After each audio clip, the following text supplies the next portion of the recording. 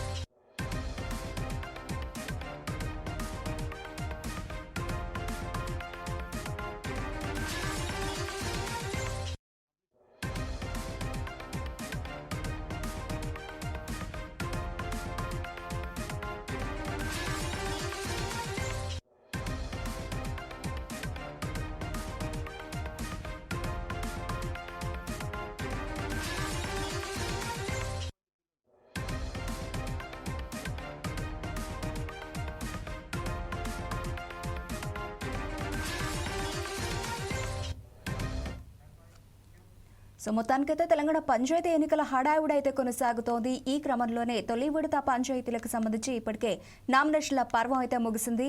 ఇక తొలి విడతలో భాగంగా 4236 పంచాయతీలకు 37,179 వార్డులకు ఎన్నికలు నిర్వహించనున్నారు. వీటికి సంబంధించి నామినేషన్ల పర్వం ముగిసింది. పంచాయతీ ఎన్నికలకు సంబంధించి మరిన్ని డీటెయిల్స్ మా ఉమ్మడి ఆదిలాబాద్ జిల్లా ప్రతినిధి వెంకట్ అందిస్తారు. వెంకట్.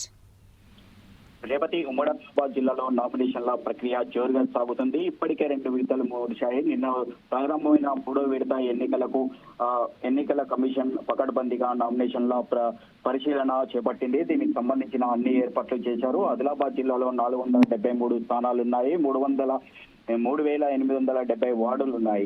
ఇందుకు సంబంధించి 3వ విడత కొనసాగుతుంది. నిర్మల్ జిల్లాలో 188 సర్పంచ్ స్థానాలున్నాయి. 276 వార్డులున్నాయి. కుమరం జిల్లాలో చూసుకున్నట్టయితే 335 గ్రామ పంచాయతీలు ఉండగా 2,874 వార్డులున్నాయి. మంచిర్యాల జిల్లాలో 306 గ్రామ పంచాయతీలు, 2,680 వార్డులు ఉన్నాయి. ఇందుకు సంబంధించి ఇప్పటికే 2 విడతల్లో నామినేషన్లు దాఖలు చేశారు. 3వ విడత నిన్నటి నుండి ప్రారంభమైంది. మొత్తానికైతే గ్రామాల్లో మాత్రం చిచ్చు రేపుతున్నాయని చెప్పి గ్రామ పంచాయతీ ఎన్నికలు చెప్పవచ్చు. ఏకగ్రీవాల కోసం ఒత్తిళ్లు తెస్తున్నారు, ప్రలోభాలకు కూడా గురి చేస్తున్నారు. మొత్తానికైతే నామినేషన్లు చేసినప్పటి నుంచే పోటీదారుల మధ్య వైరం కొనసాగుతుంది. దీనికి సంబంధించి ప్రజాప్రతినిధులుగా పోటీ చేసేందుకు బరిలో నిలిచినప్పటికీ కూడా గ్రూపులుగా ఏర్పడి పోటీ నుంచి తప్పించుకునేలా చేస్తున్నారు. పలు చోట్ల నామినేషన్ల సమయంలో పలుని బలవంతం కూడా చేస్తున్నారు. ఉపయోగించుకునేలా ఒత్తిళ్లు కూడా తెస్తున్నారు. పోటీ నుంచి తప్పుకోవాలని చెప్పి కూడా బెదిరింపులకు పాల్పడుతున్నారు. కొన్ని చోట్ల దాడులు కూడా చేస్తున్నటువంటి పరిస్థితి ఉంది.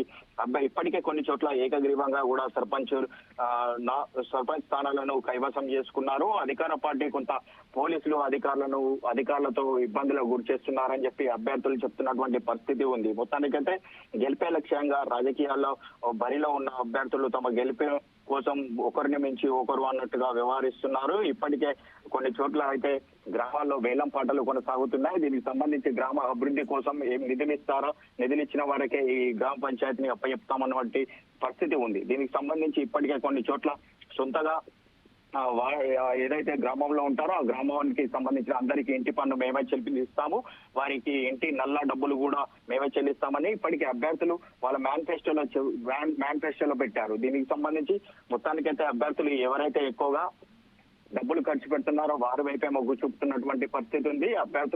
అభ్యర్థులు మొత్తం హోరాహోరీగా ప్రచారం కొనసాగుతుంది. దీనికి సంబంధించి పార్టీ సింబాల్ నుండి స్థానిక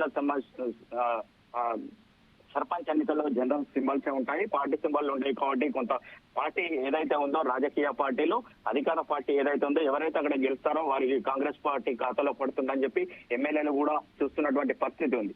గ్రామాల్లో ఎమ్మెల్యేలు చెప్పినా కూడా కొంతమంది సభ్యులు వినడం లేదు, సొంతగా బరిలోకి దిగుతున్నారు. వాళ్ళ సత్తా చూపించుకునేందుకు కూడా ముందుకు సాగుతున్నటువంటి పరిస్థితి ఉంది. గ్రామాల్లో మొత్తానికైతే ఇప్పటికే జిల్లా కలెక్టర్లు పర్యవేక్షిస్తున్నారు.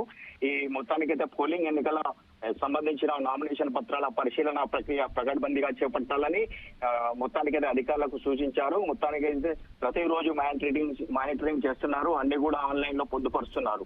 ఇప్పటికే గ్రామ పంచాయతీలో ఎటువంటి ఇబ్బందులు తలెత్తకుండా అవాంఛనీయ ఘటన జరగకుండా పోలీసులు కూడా భారీ భద్రత ఏర్పాటు చేశారు. గ్రామాల్లో గస్తీ కాస్తున్నటువంటి పరిస్థితి ఉంది. Okay right, thank you Venkat.